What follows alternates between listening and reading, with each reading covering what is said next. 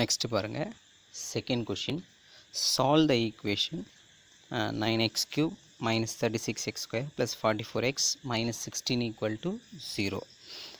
If the roots form an arithmetic progression, ஞாபகம் வச்சுங்க ஏபியை form பண்ணுது. ஏபினா எந்த இதில் இருக்கும், ரூட்ஸ் வந்து alpha minus beta alpha alpha பிளட்ஸ், இது ஒரு ரூட்டு இது ஒரு ரூட்டு இது ஒரு ரூட்டு. ஓகேவா, ஆல்ஃபா பீட்டா காமான்னு நினச்சிக்காதீங்க. ரூட்ஸோட ஃபார்மேஷன் இப்படி இருக்கும். ஒரு ரூட் ஆல்ஃபா மைனஸ் பீட்டா, இன்னொரு ரூட் ஆல்ஃபா, இன்னொரு ரூட் என்னது ஆல்ஃபா ப்ளஸ் பீட்டா. ஓகேவா, ஸோ இதை சம் பண்ணிங்கன்னா, இதை சம் பண்ணி எழுதிருக்குன்னா சம் பண்ண மைனஸ் ஆஃப் மைனஸ் 36 என்னது ப்ளஸ் 36/9. இப்போ 3 ஆல்ஃபா ஈக்குவல் டு டிவைட் பண்ணிங்கன்னா 4. அப்போ என்ன கிடையாது, ஆல்ஃபா ஈக்குவல் டு 4/3 முடிஞ்சதா. அடுத்து ப்ராடக்ட் ஆஃப் 3 ரூட்ஸ், 3 ரூட்ஸை ப்ராடக்ட் பண்ணிட்டேன்னா அப்போ என்ன கிடைக்கும், இது மைனஸு ஃபஸ்ட்டு வரும்போது, 2 ரூட்ஸ்ன்னும் போது ப்ளஸ்ஸு, அடுத்து 3 ரூட்ஸ்னும் போது again minus. Minus of minus 16 என்னது ப்ளஸ் 16/9.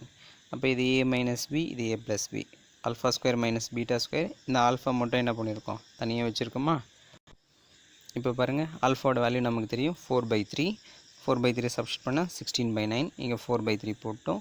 இங்கே இந்த 4/3 இந்த 16/9 என்ன பண்ணுறோம், கேன்சல் பண்ணுறோம். கேன்சல் பண்ணால் என்ன கிடைக்குது, 4/3 கிடைக்குது.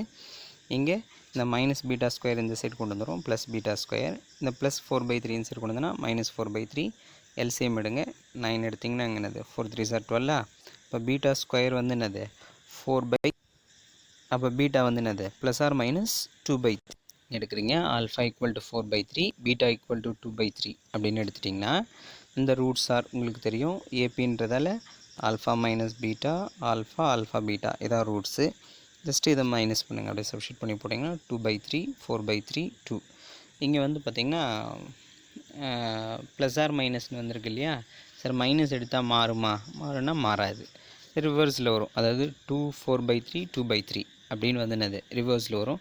கொஷின் நம்பர் 3 பாருங்கள், solve the equation 3x³ minus 26x square plus 52x minus 24 equal to 0 if the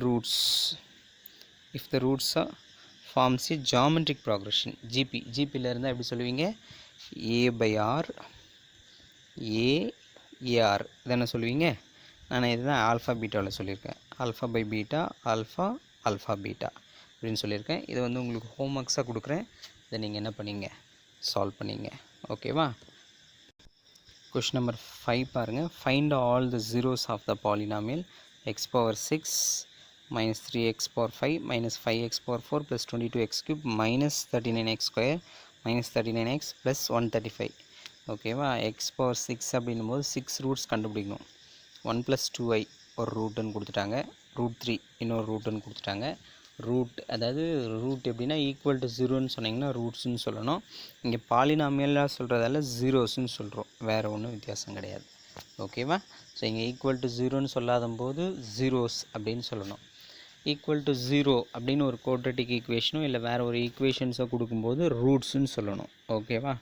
so இங்கே அவங்க என்ன கொடுத்துட்டாங்க, 1 + 2i ஒரு 0 அப்படின்னா 1 - 2i இன்னொரு 0.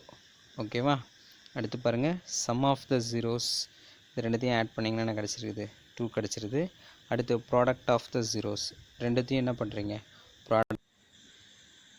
ரெண்டுத்தையும் ப்ராடக்ட் பண்ணிங்கன்னா 1 + 2i × 1 - 2i ஜஸ்ட் என்னது 1² + 2² equal the corresponding factor is x² minus sum of the roots into x product of the roots. நான் இங்கே ஃபேக்டர்னு சொல்லியிருக்கிறேன், ஈக்குவேஷன் சொல்லலை. ஈக்குவேஷன் சொன்னால் ஈக்குவல் டு 0 போடணும். ஓகேவா.